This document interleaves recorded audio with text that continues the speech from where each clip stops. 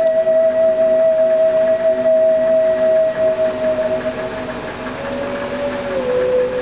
believe that Jesus came removing the curses that God warned would come upon them for idol worship.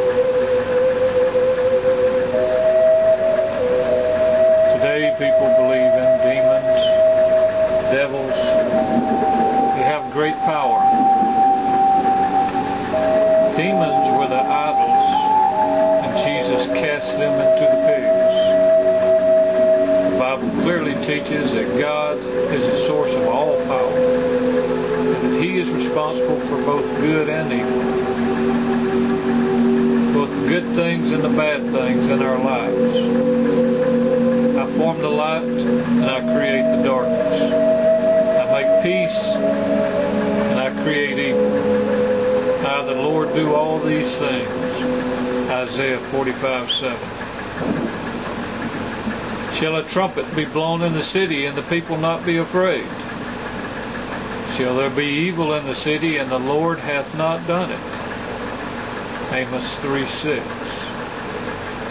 Therefore, when we get trials, we should accept that they are from God, not blame them on devils and demons.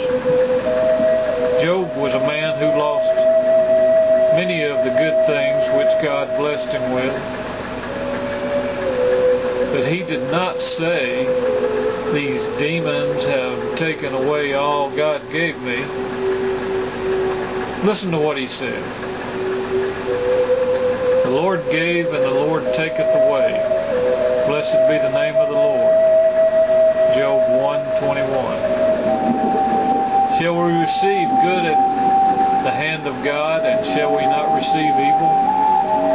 Job 2:10. All things are from God. When we have problems in life, we can pray to God for Him to take them away. And if He does, good. If He doesn't, we can be assured that He has given them to us in order to develop our character and for our good in the long run. My son, despise not thou chastening of the Lord, nor faint when thou art rebuked of Him. For whom the Lord loveth, He, not demons, not devils, chasteneth and scourge every son who He receiveth. If ye endure chastening, God dealt with you as with sons. For what son is he whom the Father chasteneth not? But if you be without chastisement, whereof all are partakers, then are ye bastards and not sons? Hebrews 12, verse 5 through 8. I am the Lord, and there is none else. There is no God. The Hebrew word for God really means power. There is no God besides me. Isaiah 45:5. Is there a God beside me? Yea, there is no God. I know not any, God says. Isaiah 44:8. The Lord, He is God. There is none else besides Him. Deuteronomy 4:35. In 1 Corinthians, Paul explains why Christians should have nothing to do with idol worship or believing in anything such as that.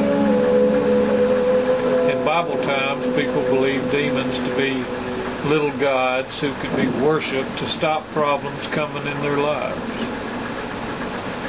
They, therefore, made models of demons, which were the same as idols, and worshipped them. This explains why Paul uses the word demons and idols interchangeably in his letter. The things which the Gentiles sacrifice, they sacrifice to demons and not to God. And I would not that ye should have fellowship with demons. If any man says unto you, This is offered in sacrifice unto idols, eat not for his sake. 1 Corinthians 10, verse 20 through 28. So idols and demons are effectively the same. Notice how Paul says they sacrificed to demons, idols, and not to God. The demons were not God. And as there is only one God, it follows that demons have no real power at all. They're not gods. They don't exist. They're nothing. The point is really driven home in 1 Corinthians 8:4. As concerning those things that are offered in sacrifice unto idols, we know that an idol, equivalent to a demon, is nothing in the world, and that there is none other God but one. An idol or a demon has no existence at all. There's only one true God or power in the world. Paul goes on in verses 5 and 6, for though there be that are called gods, as there be gods many, and lords many. Just as people believe in many types of demons today, one demon causing you to lose your job, another causing your wife to leave. But to us, the true believers, there is but one God the Father, of whom are all things, both good and bad, as we've seen from earlier references. If we go back to the Old Testament, there is more proof that demons are the same as idols. Deuteronomy 28, verses 22 through 28, and verses 59 through 61, predicted that mental disease would be one of the punishments for worshiping idols or demons. This explains the association of demons with mental illness in the New Testament. But let it be noted that the language of demons is associated with illness, not sin. We do not read anywhere where Christ is casting out demons of envy or murder. The Old Testament, the Septuagint, used the word daimon for idol in Deuteronomy 32:17 and in Psalms 106:37.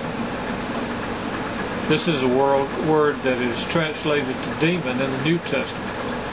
Psalms 106 verses 36 through 39 describes the era of Israel and likens the idols of Canaan to demons. They, Israel, served their idols, which were a snare unto them. Yea, they sacrificed their sons and daughters unto demons, and shed innocent blood, even the blood of their sons and daughters, whom they sacrificed unto the idols of Canaan. Thus they were defiled with their own works, and went a-whoring with their own inventions. Deuteronomy 32:15 through 24 describes just how angry God gets when his people believes in demons. Israel lightly esteemed the rock of his salvation. They provoked him to jealousy with strange gods. With abominations provoked they him to anger. They sacrificed unto demons, not to God, to gods whom they knew not, whom your fathers feared not. How many today fear the devil, demons? So God describes demons as the same as idols, abominations and vanities, things which are vain to believe in, which have no existence. So,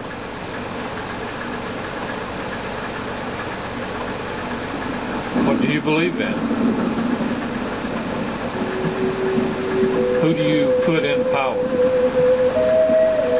And would God ever create such a stumbling block before his own children?